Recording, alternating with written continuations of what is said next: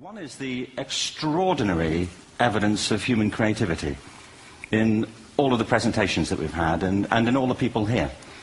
Just the variety of it and the range of it.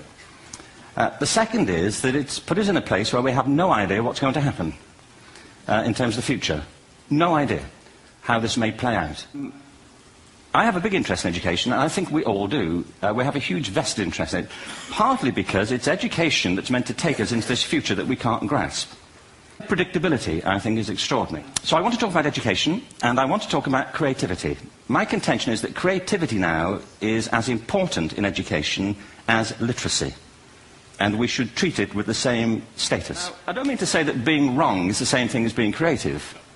What we do know is, if you're not prepared to be wrong, you will never come up with anything original if you're not prepared to be wrong. And by the time they get to be adults, most kids have lost that capacity. They have become frightened of being wrong. And we run our companies this, by the way. We stigmatize mistakes. And we're now running national education systems where mistakes are the worst thing you can make. And the result is that we are educating people out of their creative capacities.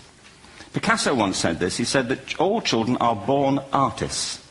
The problem is to remain an artist as we grow up. I believe this passionately, that we don't grow into creativity, we grow out of it. Or rather, we get educated out of it. If you were to visit education as an alien and say, what's it for, public education, I think you'd have to conclude, if you look at the output, who really succeeds by this, who does everything they should, who gets all the brownie points, who are the winners? I think you'd have to conclude the whole purpose of public education throughout the world is to produce university professors. Isn't it? They're the people who come out the top. And I used to be one. So there. And I like university professors, but, we shouldn't hold them up as the high watermark of all human achievement. They're just a form of life. Suddenly, degrees aren't worth anything. Isn't that true?